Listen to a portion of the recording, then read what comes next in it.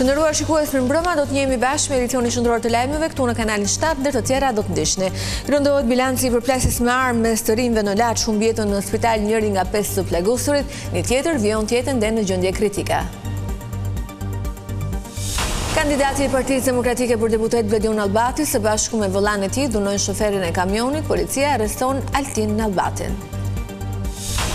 Rama kërkon votën në Shkodër për antarësimin e Shqipërisë në Bashkimin Evropian, ndërsa Berisha deklaron në Tropoj se opozita do ta shpëtojë vendin. Interesi i lartë nga të huajt për blerjen e pronave në zonat bregdetare në Himar, Sarandë dhe Ksamil, çmimet shkojnë deri në 2600 euro për metër katror.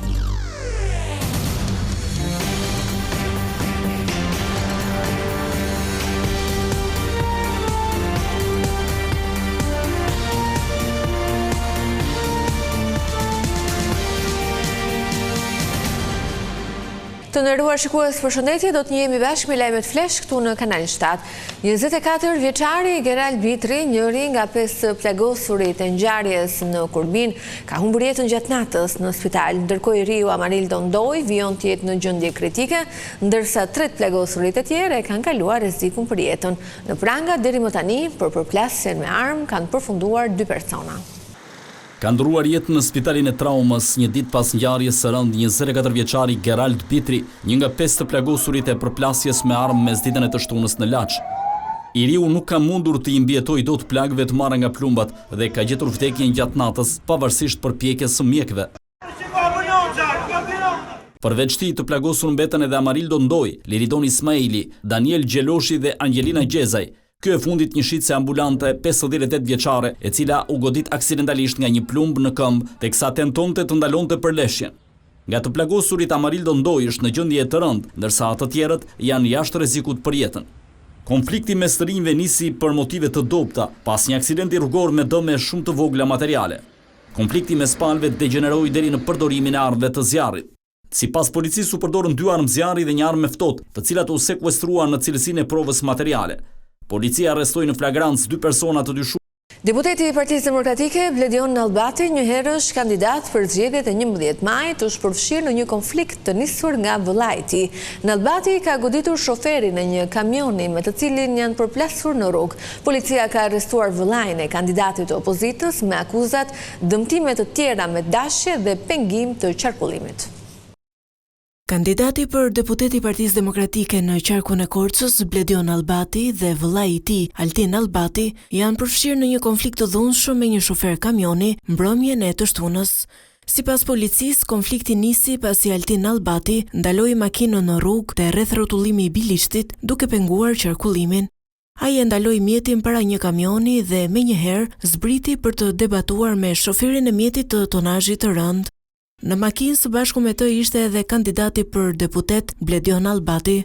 Konflikti verbal mes tyre ka degraduar dhe Altin Nallbati ka tentuar ta zbresë me forcë nga kamioni shoferin. Në konflikt u përfshi edhe Bledjon Nallbati, fillimisht për ta qetësuar situatën, por më pas edhe ai ka ushtruar dhunë, duke goditur drejtuesin e kamionit. Pas ngjarjes, policia arrestoi Altin Nallbatin, i akuzuar për dëmtime të tjera me dashje, prishje të qetësisë publike dhe pengim të qarkullimit të mjeteve. Policia arrestoi këtë të diel një 48 vjeçar të akuzuar për një vjedhje me dhunë të ndodhur në një dyqan në Sarandë. Ngjarja sipas policisë u regjistrua në 2 maj, kur 48 vjeçari u fut në dyqan dhe kërcënoi me thik shitsen duke grabitur 60.000 lekë. Shitësja, 26 vjeçare, pësoi dëmtime fizike dhe dyshohet se grabitësi tentoi edhe të kryejë marrëdhënie seksuale me dhunë me të. 48 vjeçari u kap në Durrës, ku ishte fshehur pas ngjarjes. 29 vjeçari Ardit Beshiri, i cili punonte në një masiv rëre pranë një fabrike të përpunimit të mineralit të kromit në zonën e Klosit, ende nuk është gjetur. Ekipet e kërkim shpëtimit vjojnë punën për gjetjen e të riut, i cili u zu poshtë nga rrjedha e rërës dhe mineralit pasi u qa vend depozitimi ku ishte krijuar një rezervuj. Ndërkohë policia ka arrestuar drejtuesin teknik të shoqërisë nën akuzën e shkeljes së rregullave të mbrojtjes në punë. Kryetari i Partisë Socialiste ju përgjigj nga Shkodra akuzave të kundërshtarëve politikë që e cilësojnë Shqipërinë narkoshtet. Përgjigjja e Edi Ramës për ta ishte se Brukseli nuk ulet kurrë në tryezën e negociatave me një vend që ka problemet që pretendon opozita. Nga Shkodra aty ku u ndal për takimin përmbylljes të fushatës elektorale, kryesocialisti Edi Rama sqaroi të gjitha akuzat për mungesë programi, duke sjellë vëmendje negociatat për antarësim në Bashkimin Evropian. Është makina më e madhe burokratike e botës, Bashkimi Evropian. Ti do negociosh çdo produkt. Veza, peshku, midhja, gaforja, domethënë çdo produkt do ta negociosh. Do negociosh si do t'i hedhësh ti hapat për të përmbushur X gjëra për institucionet e drejtësisë. Do negociosh ekonominë, do negociosh të gjitha. Teksa prezantoi arritje të 10 vjeçare në këtë qark, Rama kërkoi shkodranëve votën më 11 maj për vëmendje të shtuar investimesh. Dhe tani të zgjedhësh një kal gjysmë ngordhur, se të pëlqen ngjyra. Dhe të mos zgjedhësh një kal që ta tërheq karrocën me shpejtësi se s'të pëlqen ngjyra, vetëm Shkodra e kanë pahuar punë. Kryesi Lisëros përgënjeshtroi zërat se veriu i Shqipërisë është neglizhuar nga qeveria. Edi Rama s'do veriorët e Edi Rama. Unë nuk e di se si sepse në atë pemën e komplikuar të familjes time, rrënjët janë të shpërndara dhe kam rrënjë edhe në Shkodër, kam rrënjë edhe në Mirdit. Kështu që nuk e di unë se du. Përveç se për te të tjerave në Shkodër kam pas njerëzit që më kanë udhëheq mua, më kanë mentoru si artist, që nga Dani Shukniu, te Edi Hila, historinë e Shkodrës kam qenë shumë i lidh. Në përfundim të takimit, Rama shpreu bindjen se PS do të shpallet forcë e parë, por nevojitet të ketë më shumë se 71 mandate për të siguruar mbylljen e negociatave brenda vitit 2027. Kryetari i Partisë Demokratike i premtoi tropojanëve se do të rikthej investimet sipas tij të munguara në veriun e vendit. Sali Berisha deklaroi se Edi Rama është shpallur i padëshiruar në institucionet e Shteteve të Bashkuara nga presidenti Donald Trump. Lideri i opozitës Sali Berisha është kthyer sot në vendlindjen e tij në Tropoj për të zhvilluar takimin e radhës elektoral në kuadër të zgjedhjeve parlamentare të 11 majit. Përpara tropojanëve, Berisha akuzoi Ramën se në 12 vite qeverisje ka patur shumë pak investime. Kuksi, Hasi, Puka, Tropoja, Vajdez kanë marrë në 12 vite më pak se që ka vjedhur motra Tërmet Peçit parat të takspaguesve shqiptarë. Në zona tjera në jug, ai ka dërguar qindra milionë. Mos mendoni ju se përfituan banorët e jugut? Absolutisht jo. Berisha u ndalte vendimi i shpalljes së tij non grata, duke bërë një paralajmërim të fortë. Tani 2 fjalë do u them ju këtu. Ai që firmosi me lobimin e Sorosit dhe të Edi Ramës, ai bëri 2 gabime të mëdha. E para, gaboj sepse ne shqiptarët e kemi në kod dhe gene adhurimin për mikun, po e kemi dhe një fjalë. Zot, ruajna nga miku, se nga miku ruhem vetë. Ai e bëri këtë gabim të madh. Ku është ky njeri? Sot, ky është në koshën e plerave të historisë vendit të tij. I padëshruar në të gjitha ndërtesat federative të Shteteve të Bashkuara të Amerikës, i shpallur nga presidenti Donald Trump.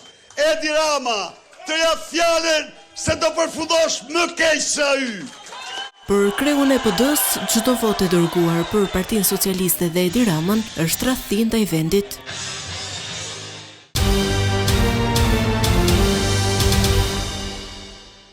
Për herë të parë nga ky sezon veror, çadrat dhe shezlongët në plazhe do të lejohen vetëm për hotelet. Plani i qeverisë parashikon që edhe distanca mes tyre të jetë jo më pak se 3 metra, ndërkohë task forca me përfaqësues nga disa institucione do të kontrollojë zbatimin e masave në terren. Gjatë këtij sezoni veror, drejta për plazh privat do të jepet vetëm strukturave akomoduese të kategorizuara nga Ministria që ka një hapësirë plazhi në afërsi. Numri i çadrave që këto njësi do të vendosin për pushuesit do të llogaritet në bazë të numrit të dhomave. Sipas formulës së miratuar nga qeveria, për një dhomë do të vendosen 2 çadra.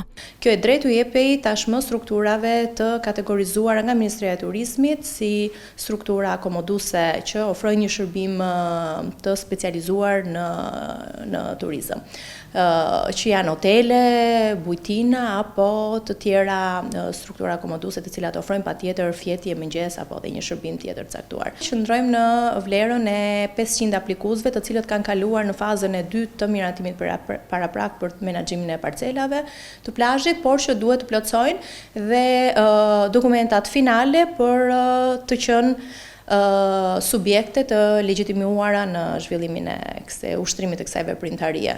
Detyrimi për subjektet private është që çadrat i vendosin në distancë prej 3 metrash, të kenë dush, kabinë zhveshjeje, tualet dhe vrojtues plazhi. Për të monitoruar situatën në terren gjatë sezonit do të jetë një task force. Sikurse edhe në vitet e kaluara, çdo fillim sezoni ngrihet një task force e dedikuar me mbi 40 përfaqësues të gjitha institucioneve qendrore, por edhe agjencive të specializuara, siç mund të jetë Agjencia e Shëndetit Publik apo e Sigurisë Ushqimore apo e shumë elementve të tjerë, të cilët janë pjesë e një platforme dhe një sër masash me masash operacionale, të cilët ngarkojnë institucionet dhe personat përgjegjës për mbajvajtjen e gjitha aspekteve. Përjashtime në ligj bëhen për Bashkitë Fier dhe Divjak në stacionet e plazhit që nuk ka struktura akomoduese pranë hapësirës së plazhit. Në këto zona, e drejta për të menaxhuar një stacion plazhi do të jepet edhe për biznese të tjera që ofrojnë shërbim aty, me kushtin që të kenë kapacitet mbi 20 tavolina. Të huajt po shfaqin gjithnjë më shumë interes për të investuar në pasuritë e patundshme në vendin tonë. Më të lakmuarat janë zonat bregdetare, ku në Himar, Sarand apo Ksamil çmimet shkojnë deri në 2600 euro për metër katror. Banka e Shqipërisë raporton se rreth 45% e banesave të shitura gjatë vitit 2024 janë blerë nga jo rezidentët, interesi më i madh i të cilëve, sipas agjentëve imobiliar, është për prona në Bregdet. Për shkak të interesit të lartë edhe çmimet për metër katror në qytetet bregdetare kanë pësuar rritje të ndjeshme. Rritja e çmimit ka filluar eksaktësisht që nga Velipoja, që është Adriatiku, ka ardhur në Shëngjin, që kanë qenë nga 660 euro, sot e kje deri në 1300, deri në 1550, 1600 euro në ranin e hedhur në Lezhë.